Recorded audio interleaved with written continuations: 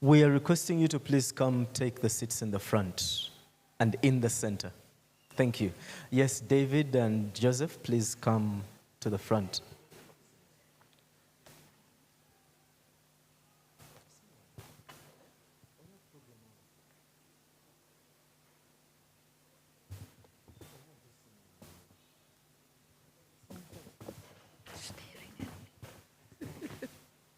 That liquid restaurant.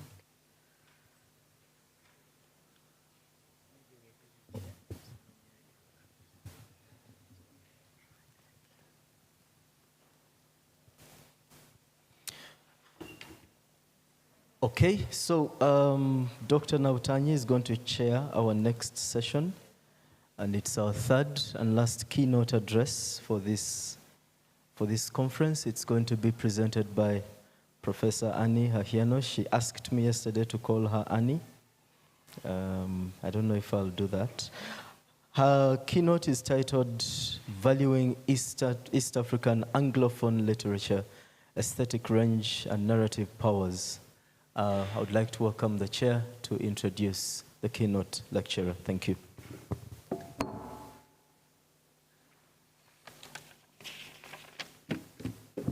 Thank you, Isaac, and thank you, Mashariki Conference participants.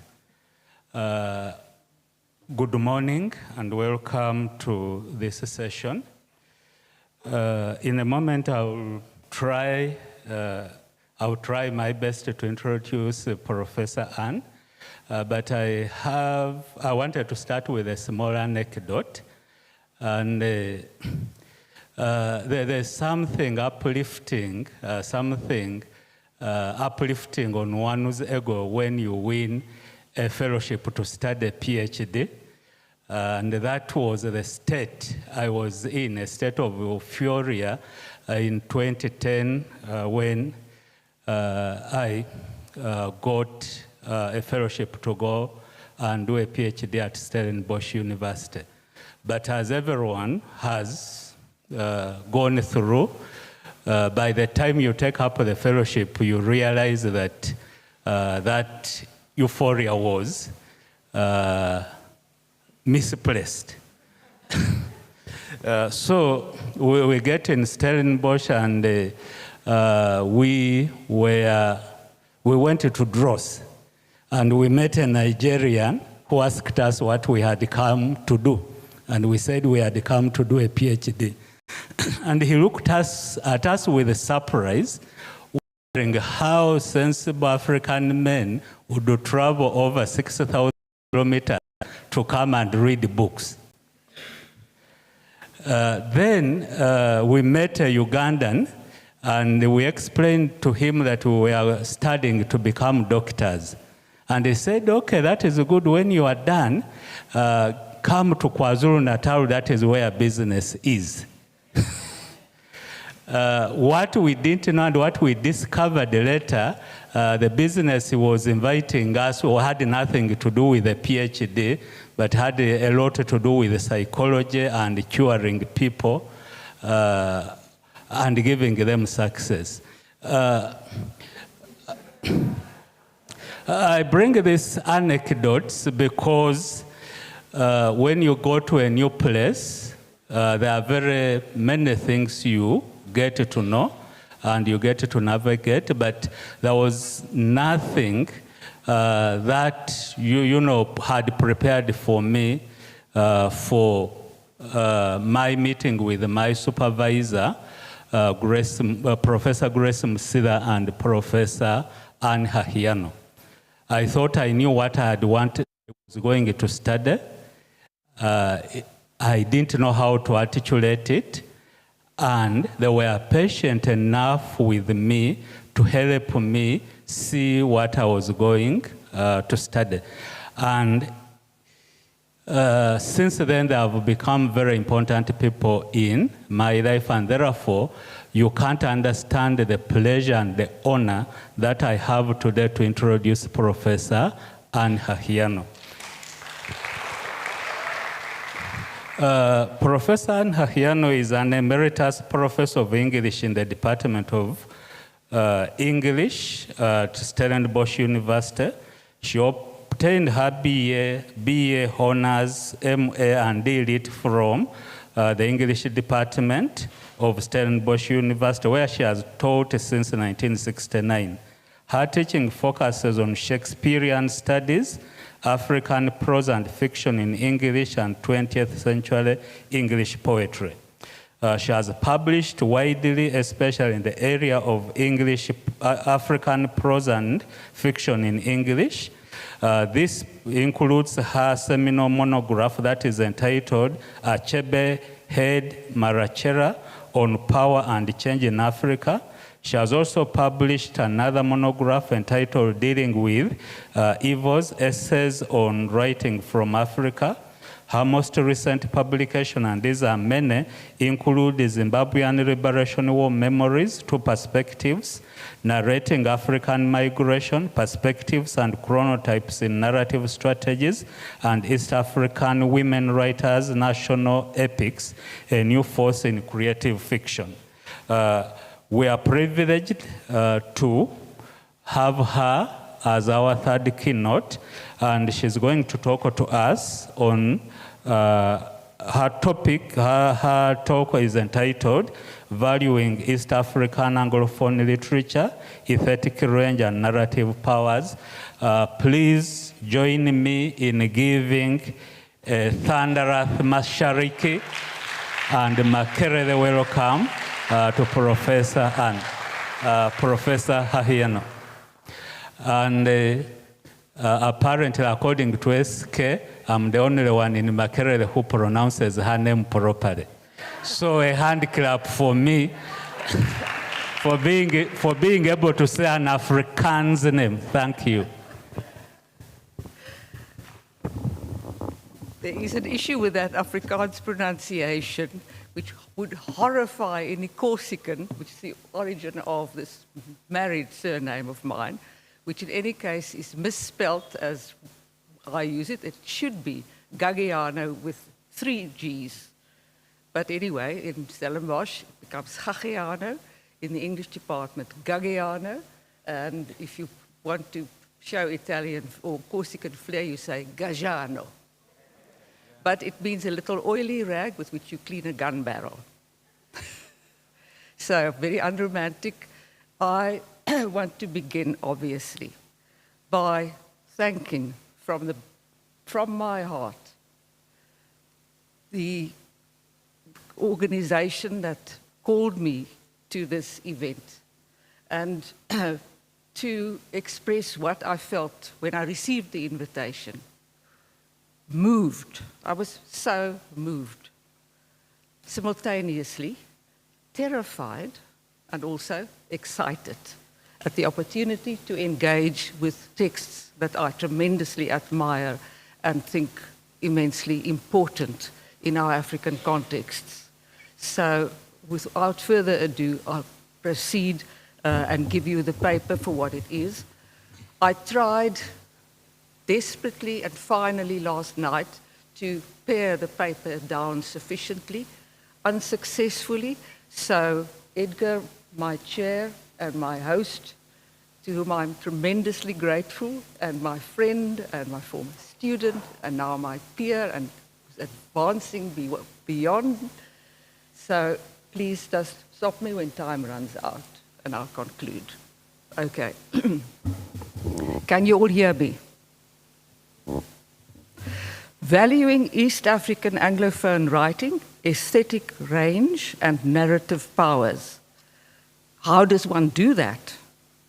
I asked myself the question and came up with the provisional answer by engaging with the material, operationalizing the concepts, and by doing that by bringing them to bear on the texts to map the geography of the region's literature. Further questions follow. What is it that this text does? What is the agency of the literary venture here? What does it communicate and how? We know that literary narratives do work, evocative, commemorative, evaluative, and other types of. Half unconsciously, when caught up in the spell of narrative, one nevertheless considers the quality of the work the text performs.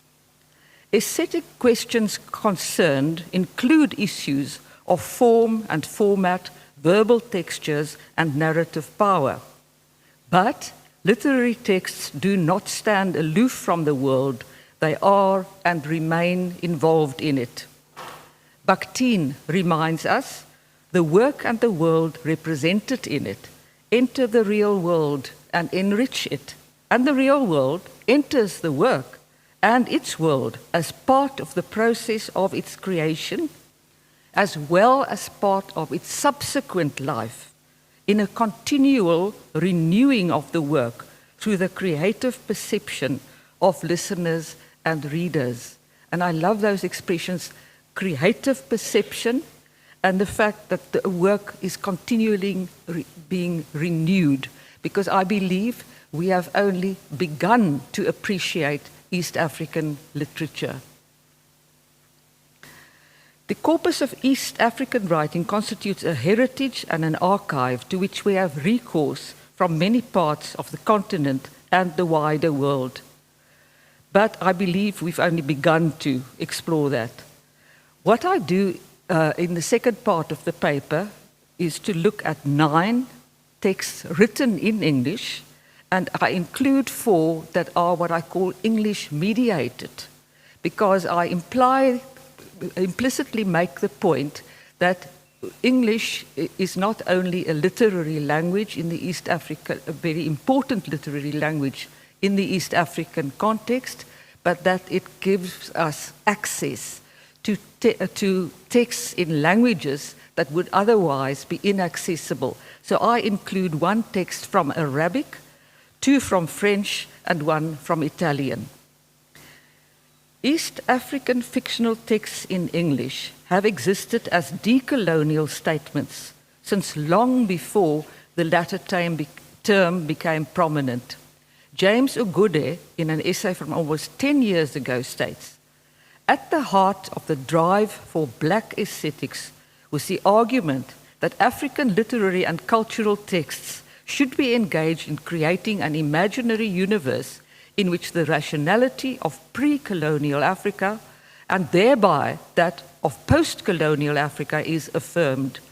This resurgence of intellectual and aesthetic self-confidence in the 60s, Ogude reminds us, was initially articulated in East African fora.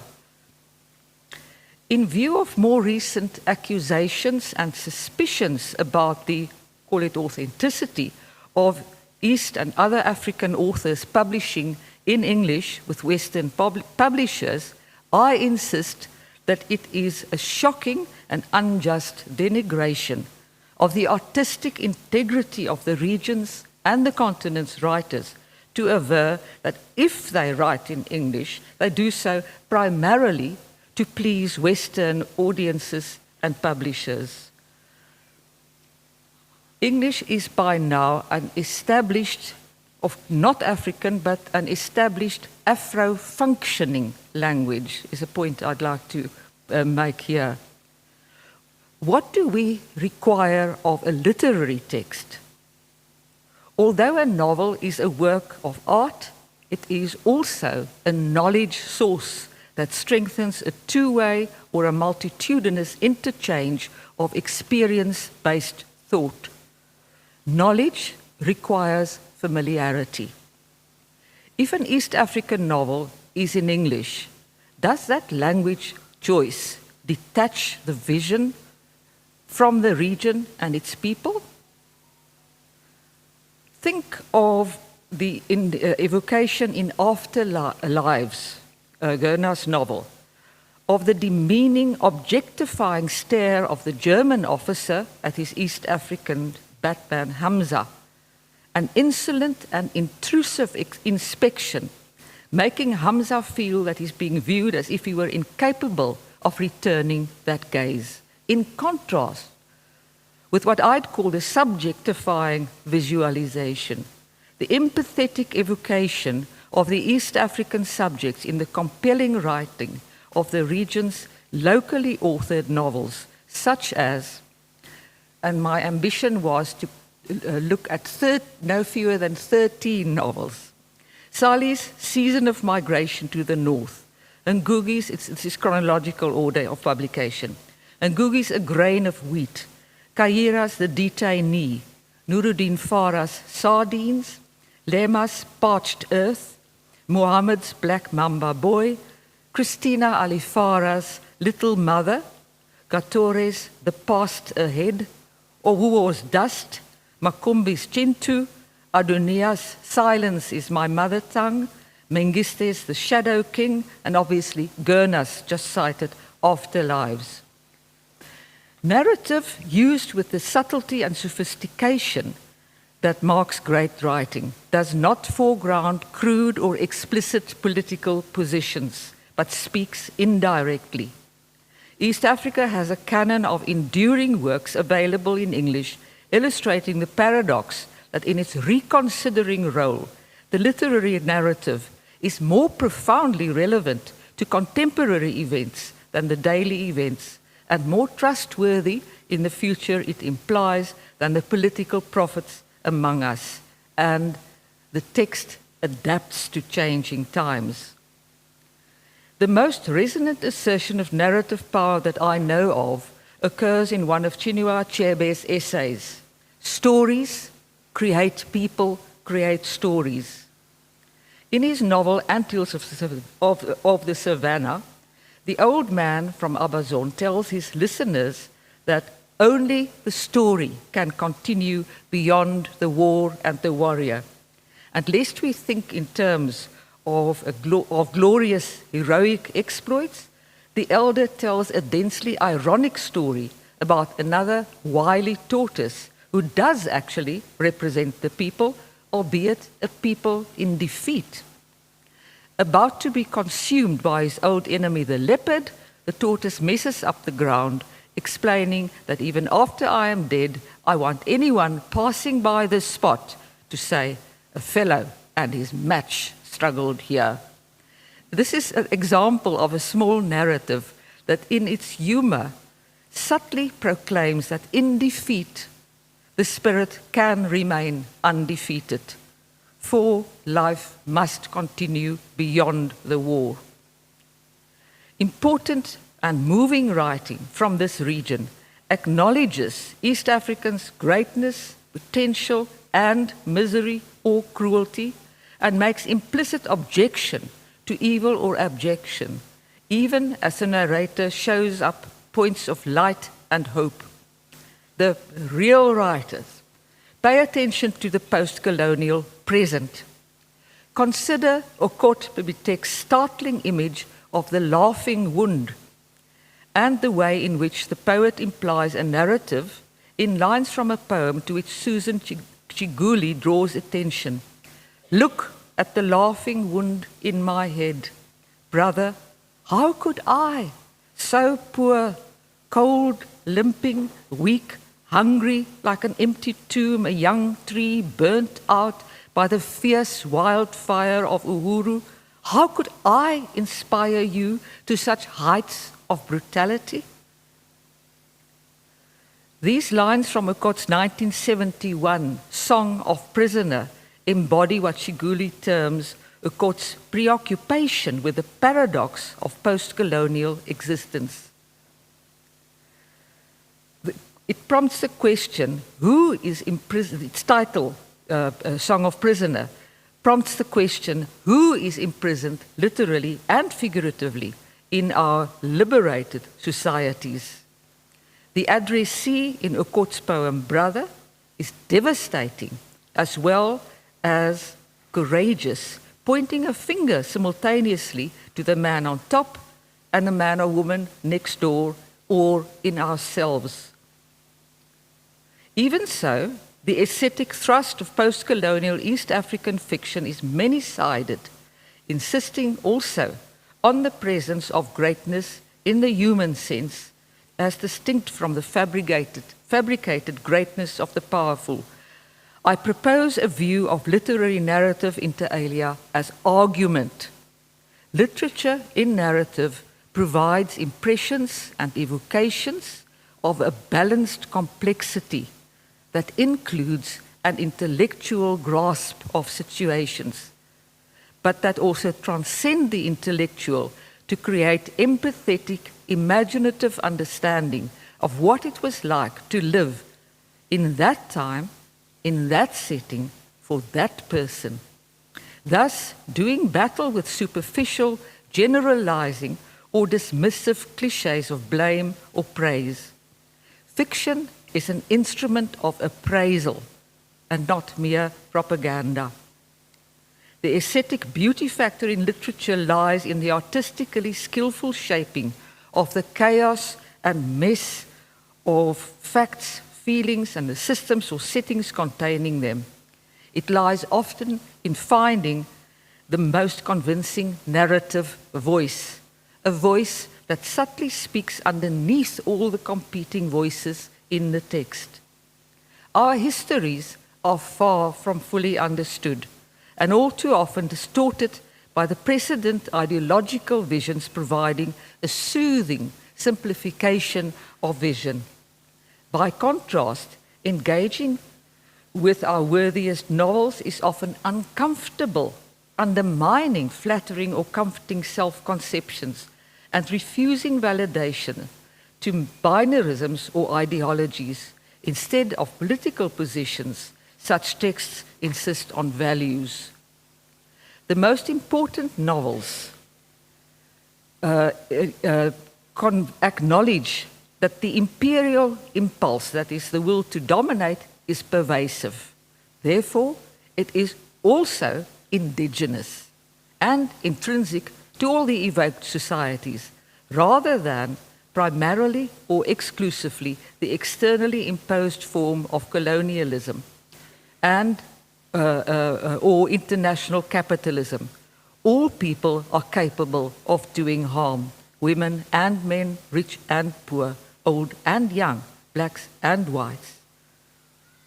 Greatness of spirit is at the same time to be found often in unexpected places. In my first example, I moved to Tayeb Salih's novel, Season of Migration to the North, a Sudanese novel that appeared in Arabic in 1966 and the English version in 1969. It has endlessly impressed and puzzled critics because of its layered, complex narrative, providing an enigmatic commentary on Sudanese or Northeast African modernization and the combined effects of racial binaries and socio-sexual practices. So much is obvious, but the narrative works by indirection, bending backwards, hiding its true focus in half-light and shadow. The unnamed narrator retells the life story of the man Mustafa Said amidst frequent mention of a disease infecting both black and white people and permeating sexual attraction. Said, the tainted hero and ostensible main narrative subject, I believe to be the primary authorial example showing the ingrained, imbalanced gender dynamic as a virulent infection at the heart of social relations, a power dynamic permeating everywhere in adaptive forms. Said absurdly aggrandizes his conduct in seducing and psychologically destroying several innocuous English women, easy targets for his ruthless manipulation, as a kind of quest or campaign of vengeance against the white North for its colonial conquest of the lands of dark-skinned southern people.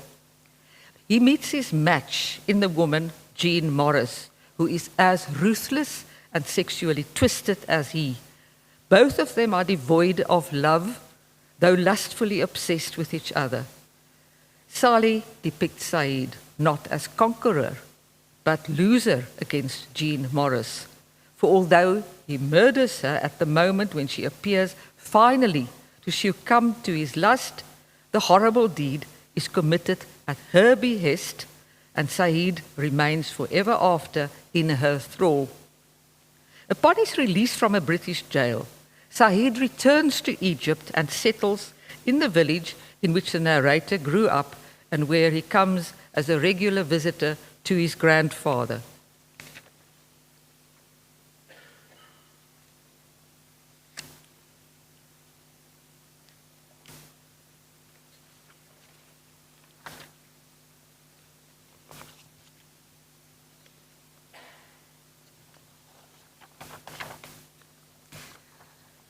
One night, Said suddenly disappears, presumed drowned in the flooding Nile.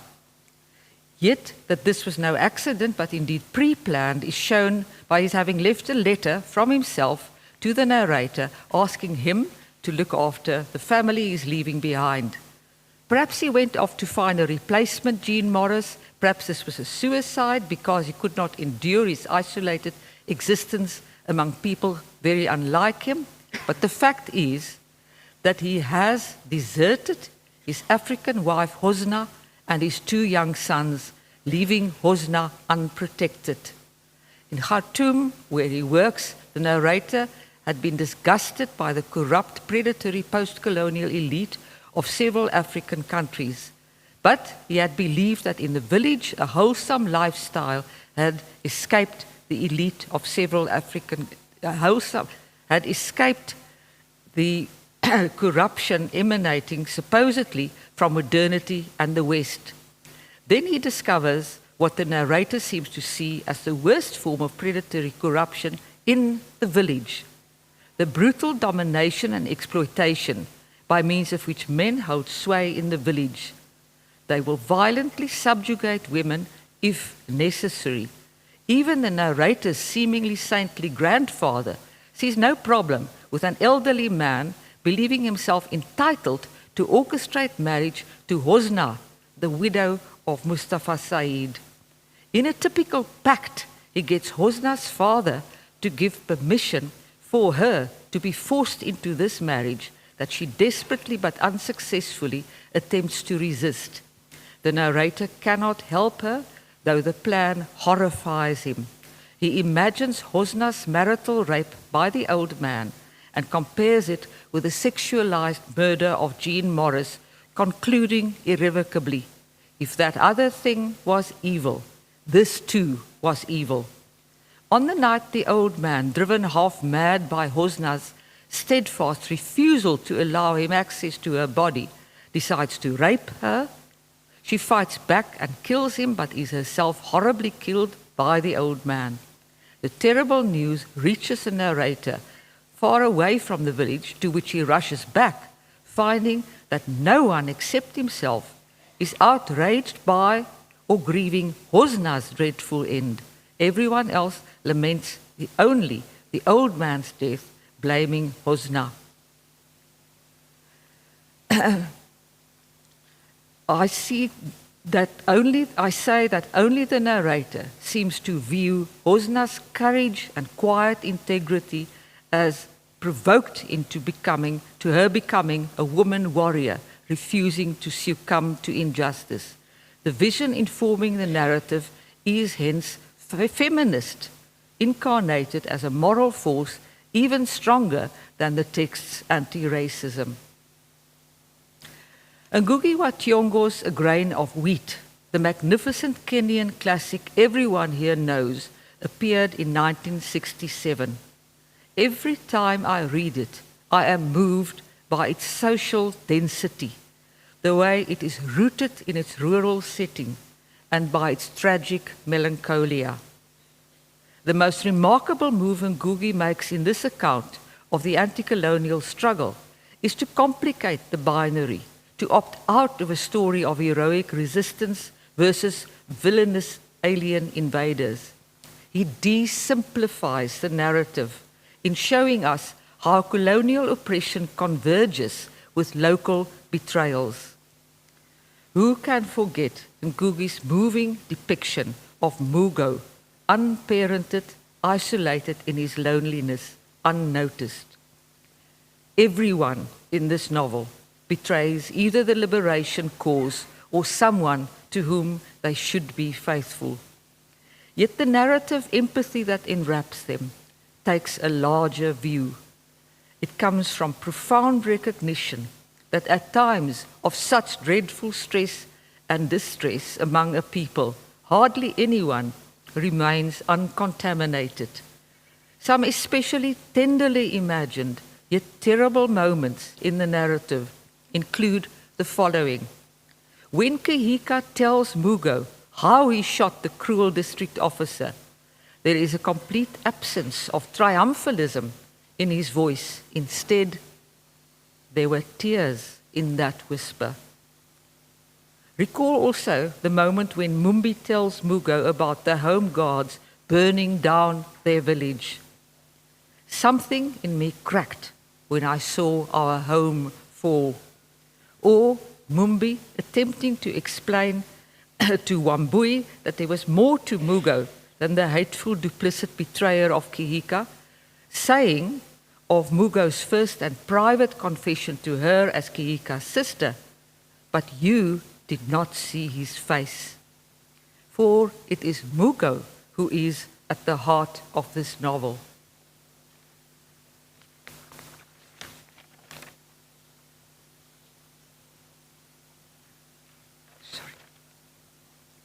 In Lexon Kaira's The Detainee, Malawi 74, the novel evokes a villager, an apolitical, accidental, supposed enemy of the state, who ends up in a secretly located, high-security detention center after an encounter with the ruthless, arbitrarily tyrannical young pioneers, youngsters cynically given free rein by the head of state.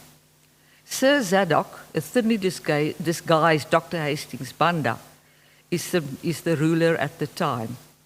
The novel's focalizer is Napolo, who is intercepted on an arduous journey to the capital city to obtain medical treatment and who eventually barely escapes with his life, not only from the jail, but from the country. In contrast with Ngugi's gravely told, densely complex narrative, The Detainee follows a clear storytelling line. It is nevertheless a sophisticated text providing in cameo form an ironic representation of a murderous tyrant's reign of terror. The novel subtly conveys the profound moral indignation from which it arises, but which it does not explicitly foreground. Napolo's simplicity is not naive, though his candor and integrity appear so in the context of a society corrupted by either fear or by power. There are moments of humor and passages of great beauty in this novel, as when Napolo explains to a brash young man that the town is like a staging post, while the village is the land of our first awakening and the home of our soul. Hona, the young man, sneers that use of a term like soul is mission talk, but is calmly refuted by Napolo. What I speak of is more ancient than the missionary, who is only like a meteor, which shines one moment and is dead the next. Still, Hona being politically dissident, he possesses experiential knowledge of the persecution of which Napolo initially remains quite unaware, even after being tricked into detention by a cruel, half-mad young brigade's commander. In the camp, Napolo finds that Hona has also been incarcerated here and that the young brigades have murdered Hona's best friend. At the end of the text, Napolo and Hona are together taken off, half believing the story that they are being set free by the commander, who is terrified of being exposed by these two to a delegation from the World Council of Churches. Arriving in the pitch dark on the riverbank, Napolo instantly grasps that in a country where dissent is meat for crocodiles, the title of a Jack Mapanje poem, there is only a stopping place on the riverbank signifies only one thing. Beaten, half unconscious, Napolo pretends death and is flung into the river. At this point, the guards have already killed Hona. Napolo manages to swim mostly underwater to the far bank. The novel ends with a quite comic scene of his seeming resurrection.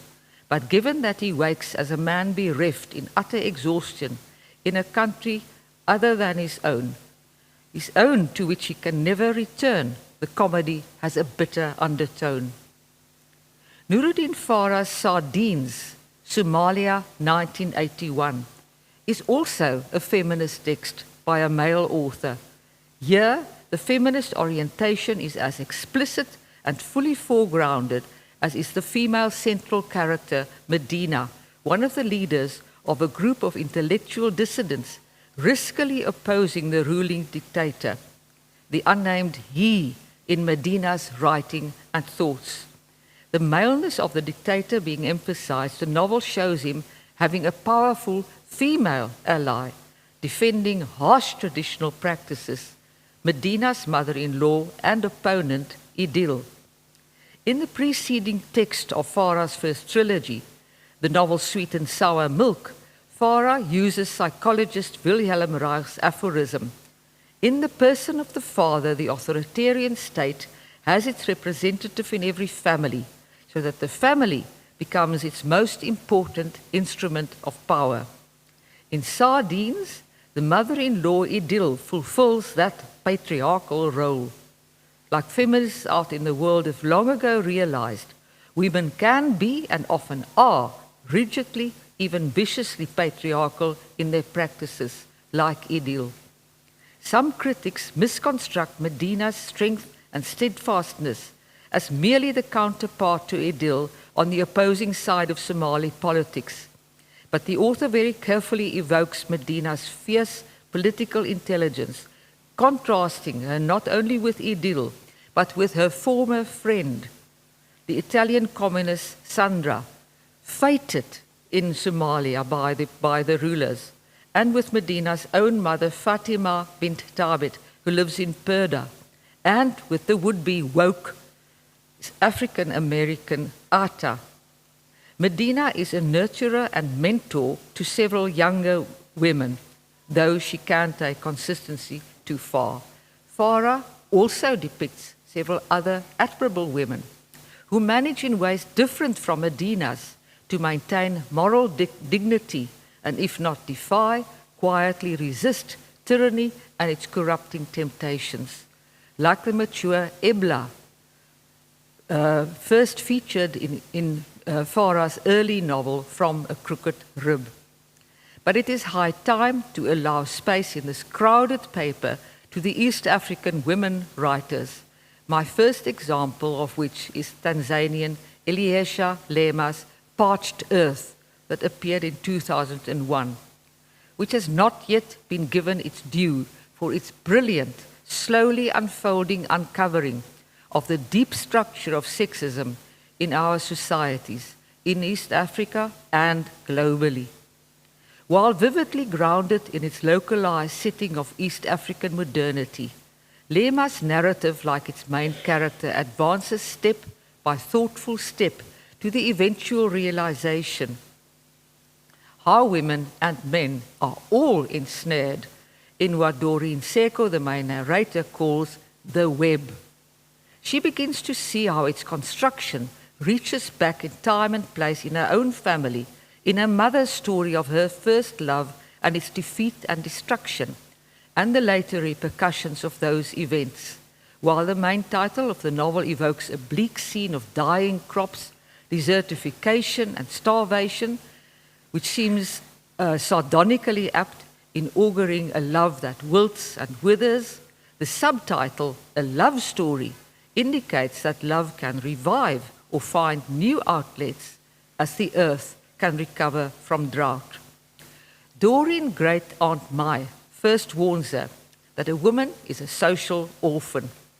What Doreen learns as love cools in her marriage is that desires for each other can, quote, start crusting like the skin of a bad ulcer when those social expectations piled upon the man as upon her husband became the cutting knife of his identity as a real man. a statement that already evokes the point Doreen's later second lover will teach her about patriarchy. Another also later insight is that the stories of motherhood are what marks women and shapes their lives. And when these stories are traced within the matrix, they are found to loop the lives of all women's children, female and male. In the depictions of Doreen's mother, the narrative thus balances female victimization and female strength. Doreen's mother, when still a child, was passionately wooed by the several years older, recently married village playboy. She responded with a wholehearted, innocent giving of herself. Their lovemaking happened during secret assignations, and Doreen's mother did not even know what was happening to her when she became pregnant. When her condition became obvious, the scorn that washed on her started from her family. Her father ejected her from their home. Her childless Aunt Mai gave Doreen's mother refuge. Doreen says of her mother's response when her lover also abandoned her, that the girl carried sadness like a tarnished sheen underneath the youthfulness of her face.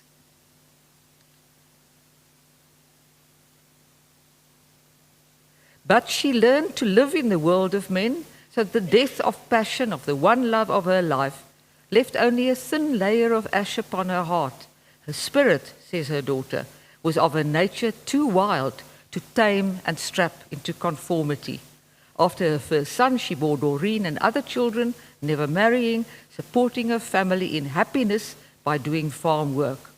When Doreen's own love dies and she sinks into depression, she begins a process of recovery by recalling how her mother refused to surrender happiness to social scorn. Mother had fought life with a keen love of life. Fight life with life. Don't let them refuse you now. I could hear her voice as if she was standing right beside me, Doreen states. She learns the term patriarchy from Martin, the new man who slowly comes into her life and who teaches her that the enemy is the system, not the men.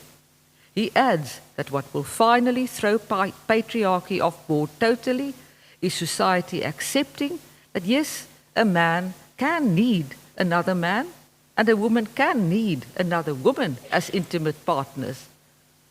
It will be when society says these alternatives can coexist with the woman-man norm. They can make a family and raise children. Doreen says that from that moment, something opened in my mind. Not long afterwards, she allows Joseph into her heart and bed, risking love anew.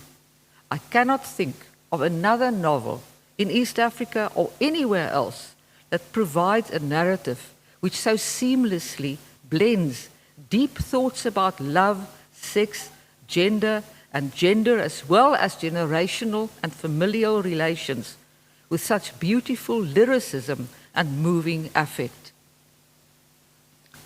I chose Somali author Nadifa Mohammed's 2010 Black Mamba Boy because by evoking Yama's arduous, epic and eventful quest in search of his father, it provides something of a sweep across East African territories, starting in Somalia, where he was taken to live with family after the sad death of his magnificent fiery-tempered mother in Aden, Yemen.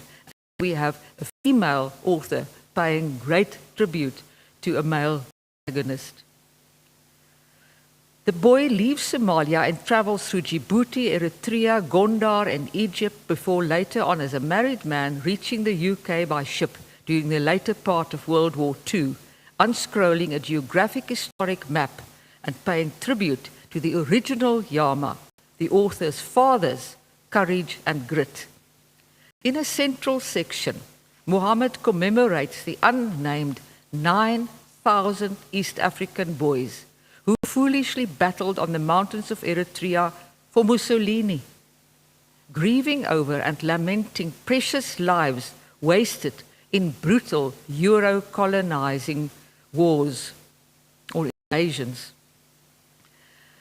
Exemplified in her brilliant portrayal of the uncontainable Shidane, Yama's friend whose life ends as a hacked corpse, prey to the twisted racial hatreds of embittered Italian soldiers. Muhammad's evocation of the Italian incursion into East Africa is important and brilliant.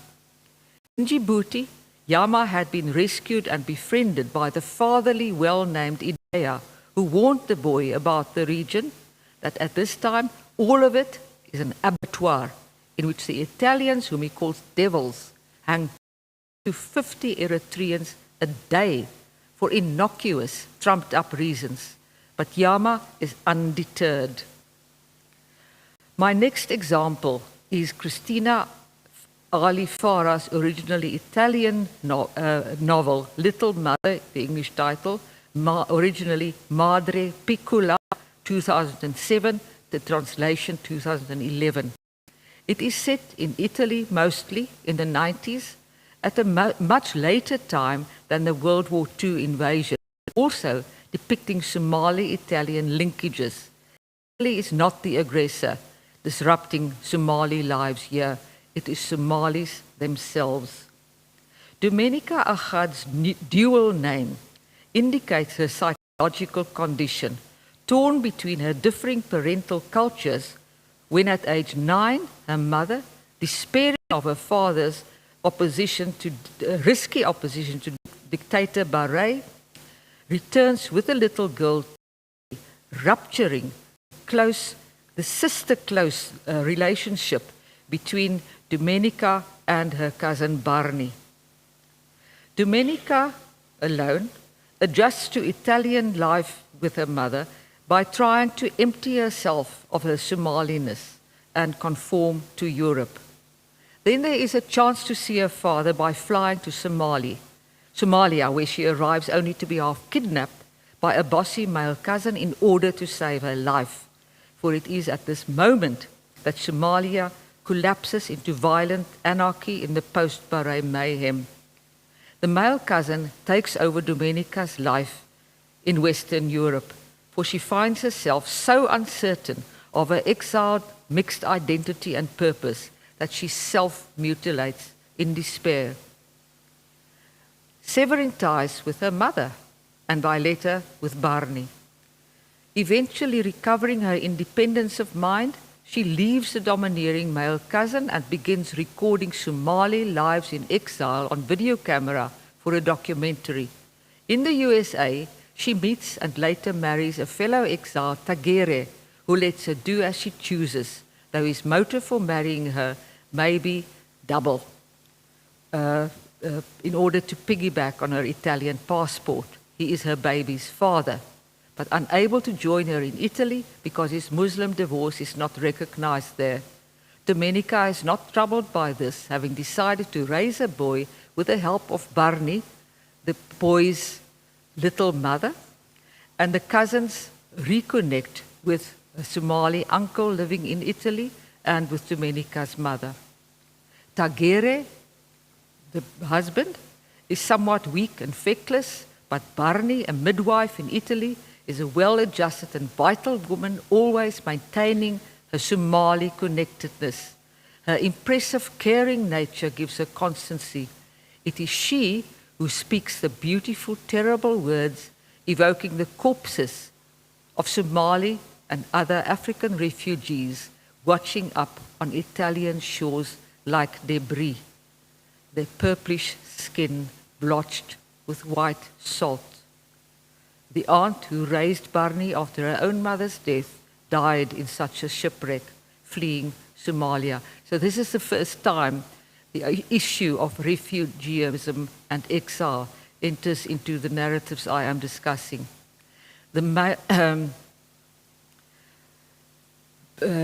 It is through Barney's spontaneous concern for a seemingly mute, traumatized Somali burn victim who receives treatment in the hospital where she works, that the whole clutch of Somali women is reconnected and she and her cousin reunited. The male burn victim is actually a hero who risked his life to rescue a Somali woman and her newborn. The novel is a profound meditation on exile's soul-destroying effects, articulated by Tagere, the husband, as feeling overwhelmed by sadness, a deep and shabby sadness, a crazy sadness that sprang from the cold and the disillusionment. Many dislodged East Africans will feel with a shudder the precision of this evocation. In my view, Rwandan authors Gilbert Katore's The Past Ahead, originally Le Passé devant soi, first published in French in 2008, English translation in 2012, despite the controversy surrounding it, is an amazing achievement in how it deals with the moral literary problem of writing mass trauma in and after genocide. This narratologically highly sophisticated, dual-voiced, densely brief novel is a meditation on the Rwandan genocide in a strange, complex plot design, a philosophical inquiry eschewing any kind of facile pronunciation of the kind that is detested by the main narrator, such as, "It's terrible, but what can you do?" Token pretenses of caring. Katore's novel uses as frame narrator and also as a character a young Rwandan woman, a postgraduate researcher raised mostly in France by kindly adoptive parents who had previously lived in Rwanda as neighbors of the Rwandan woman parents who were killed in the genocide along with her older sister. They took her into their family and returned with her to France, more or less succeeding in erasing the horror of how she lost her birth family. But she comes to resent them for preventing her from grieving and possibly recovering. So severs ties with them and returns alone to her land of origin with an obviously impossible research project to interview and briefly document testimonies of every single person left alive who'd been involved in any capacity in the genocide. This is the surface narrative in which even the small amount of evidence that she manages to gather overwhelms and destroys the young woman. She kills herself by falling onto a machete, so reenacting a genocidal death.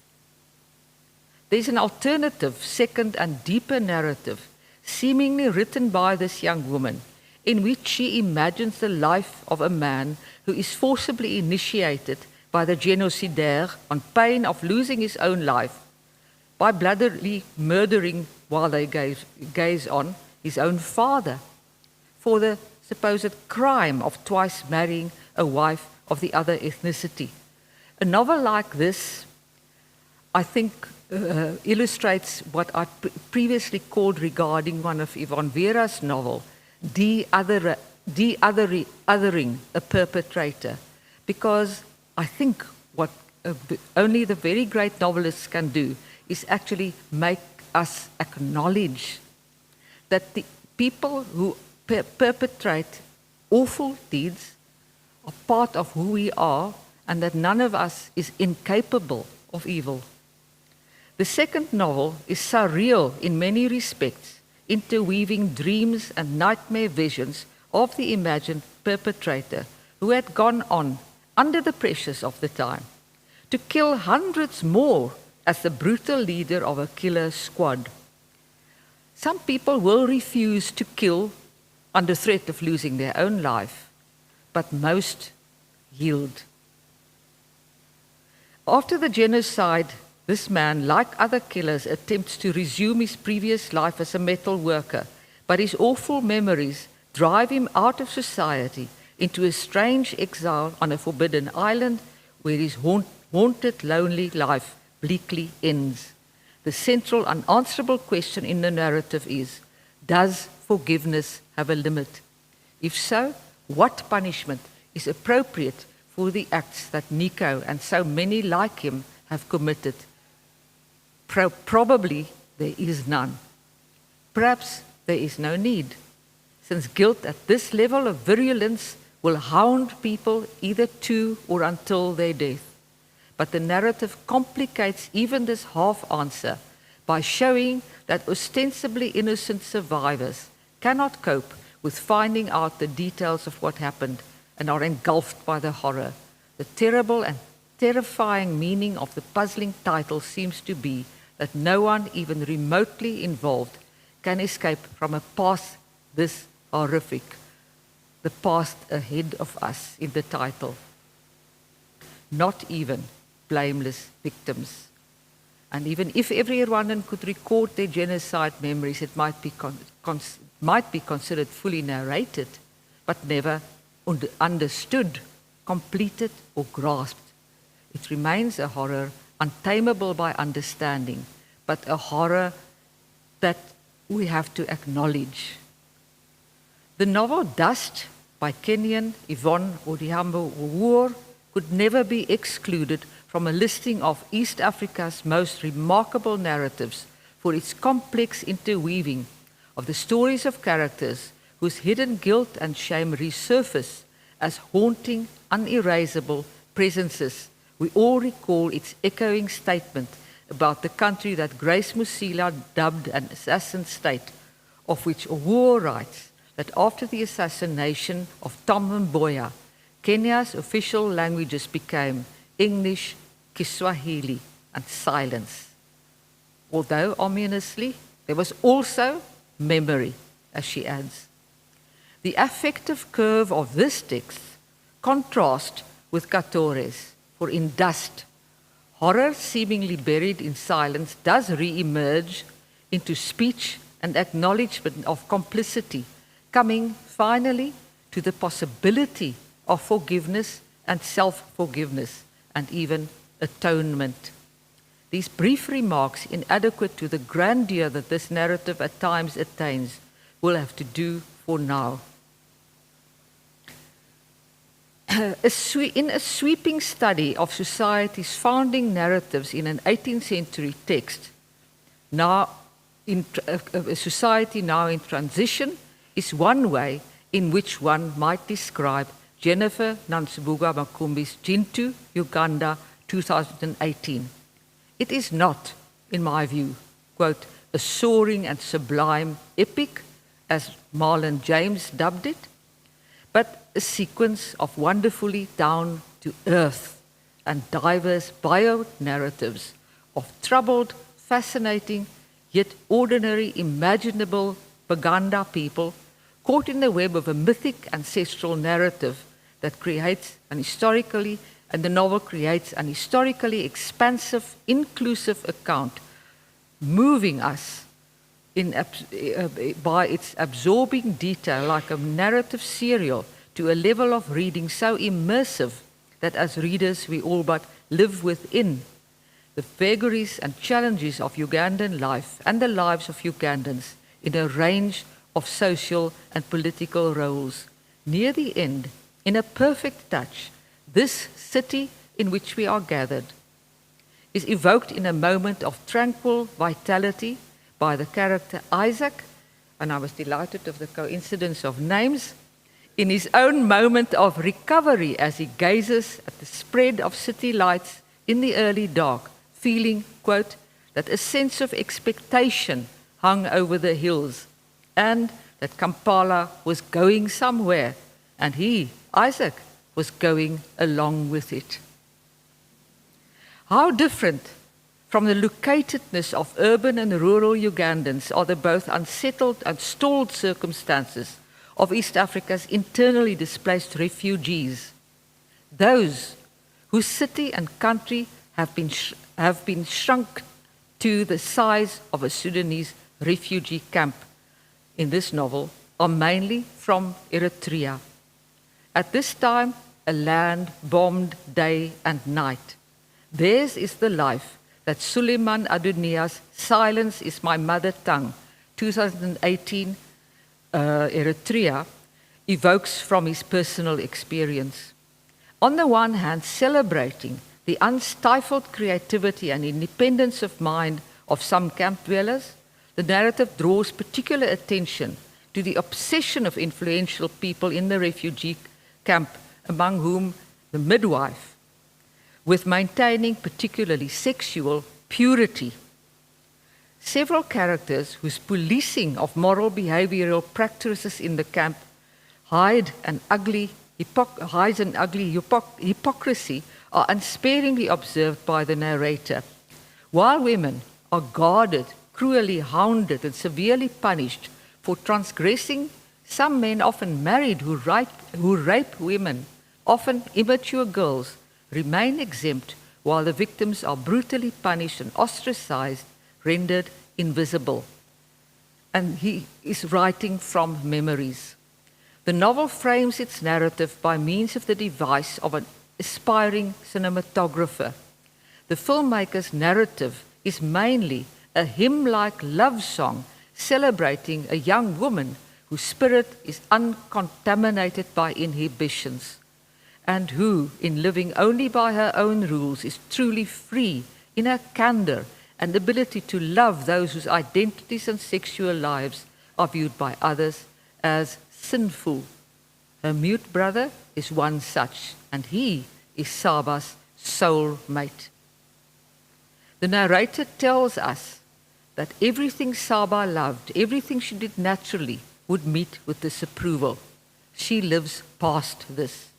Like Lema's Parched Earth, this novel shows the extension from feminist values into a comprehension of derided, supposedly aberrant sexualities, decrying toleration of violent harm inflicted on both women and men.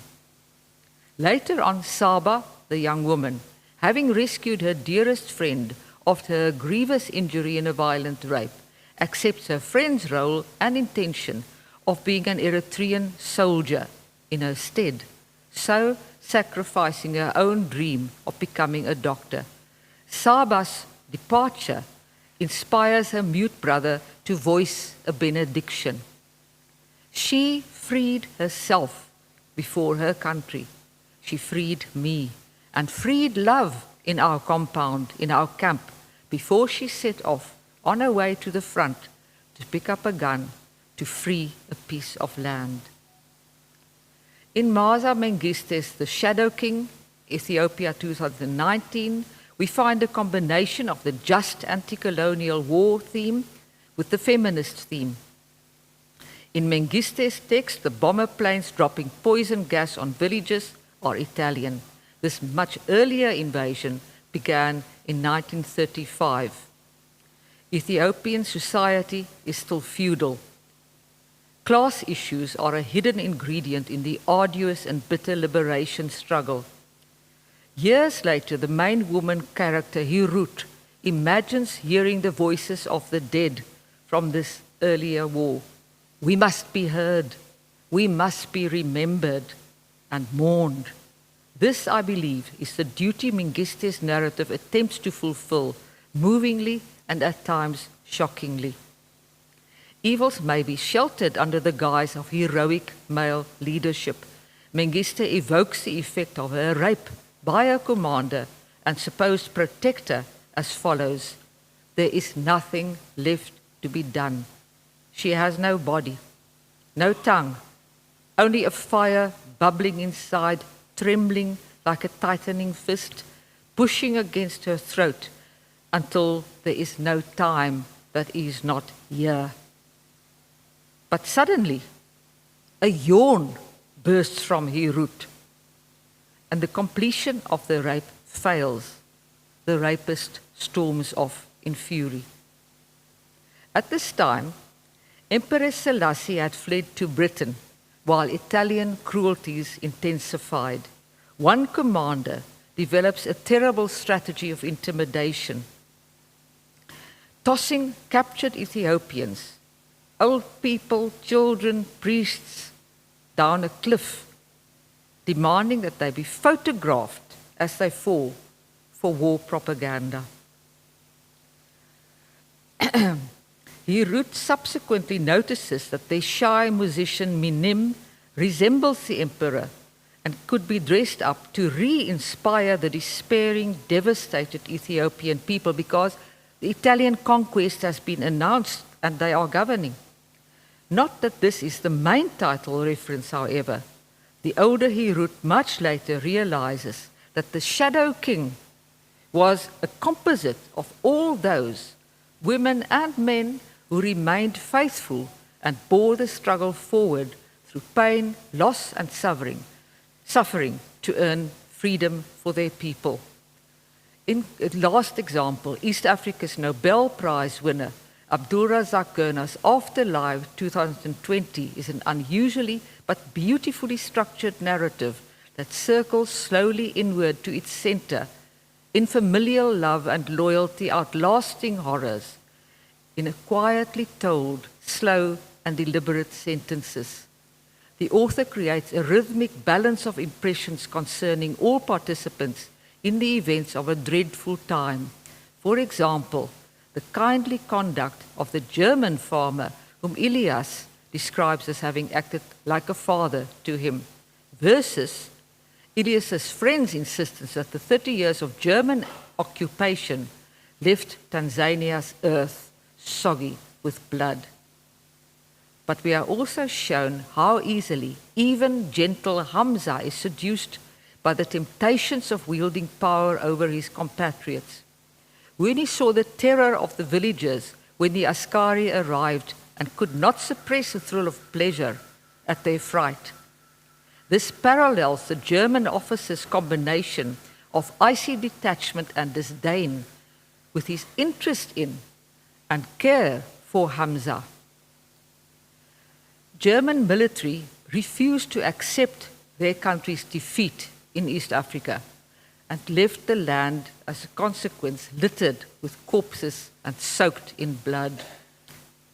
But however, contrasted with that, cruel belittlement, which is featured later in the novel, of Hamza in pre-war local civil society occurred when he, as a boy, sold by his father, who was desperate to redeem a huge debt to a merchant. Hamza experienced a bondage which crushed his spirit and turned him into a ghost. Gurnah's terrible description shows how Hamza eventually understands how humility and diffidence was turned into humiliation. And as dreadful is Hamza's comprehension that a degraded person can become complicit in his or her own degradation.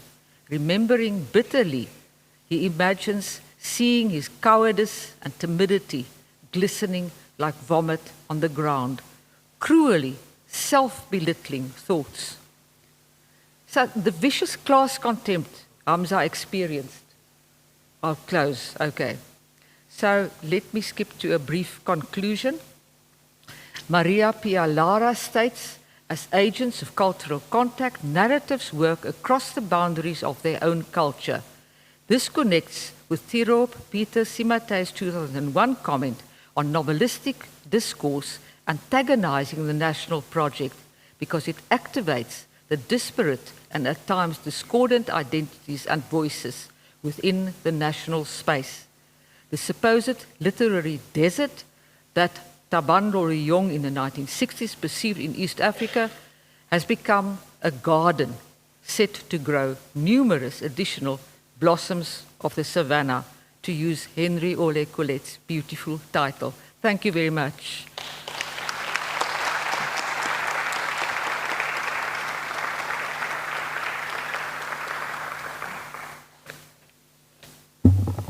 Our work is done here.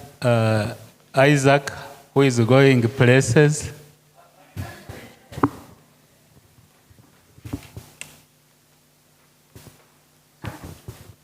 Another round of applause to Prof. Annie. Thank you so much for that. And thank you for bringing my name in the keynote. It's nice to know that I'm going places like Kampala. Rita, I'm going to request you to come over.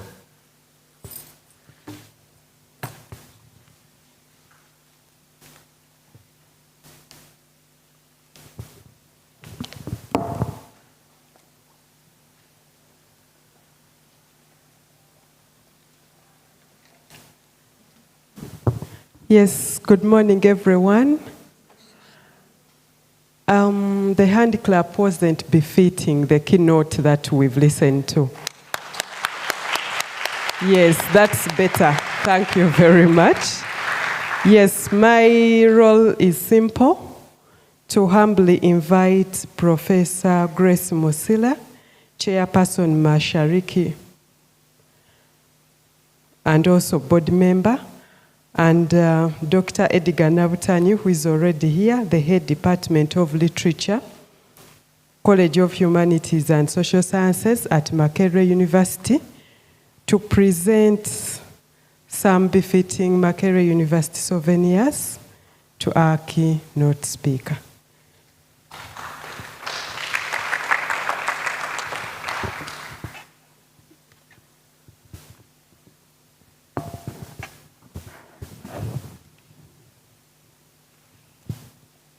It's really a special day for me, for all sorts of reasons, some of which Edgar mentioned, but also because, in a way, this takes me back to many years ago, the three musketeers having wonderful conversations and sharing ideas several years ago. So it's a fantastic, fantastic pleasure to be here and to be hosted by Makerere and by our people, and to see just the kinds of possibilities unfolding, but also just a big, big thank you to Annie for that fantastic keynote address and for that reminder about the work that literature does and the extensive range of literary interventions from East Africa and East Africa beyond Kenya, Uganda, and Tanzania.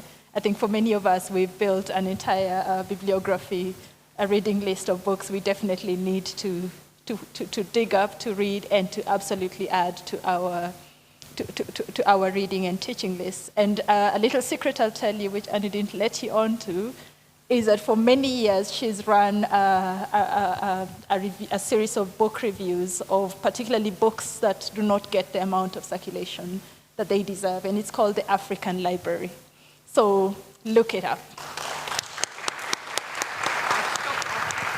I have stopped after 23 years with that particular venture, but I have great satisfaction and enjoyment from it. No, thank you. And as usual, it is that activist intervention that runs through all of your work, including especially the African Library, but all your other work, and we saw it in the keynote as well today. So just thank you so much for that wonderful gift of your keynote and for being with us today.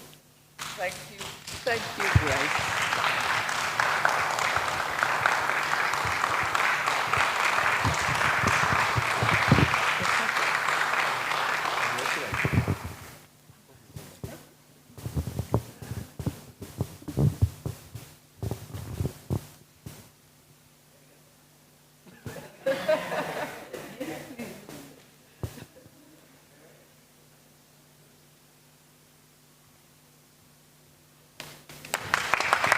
Thank you so much. Thank you so much, Annie, Grace, and Edgar. This is how we get fired.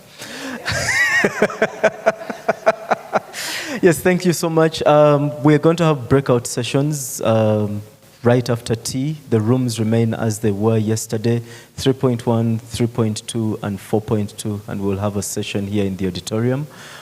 Please make sure that after tea, if you're going to dinner, you have confirmed and paid for your attendance. I was going to say for your food. Please make sure that by midday you have that catered for.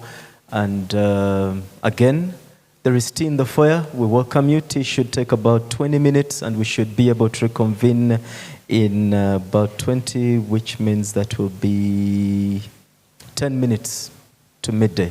You're welcome to tea. Thank you.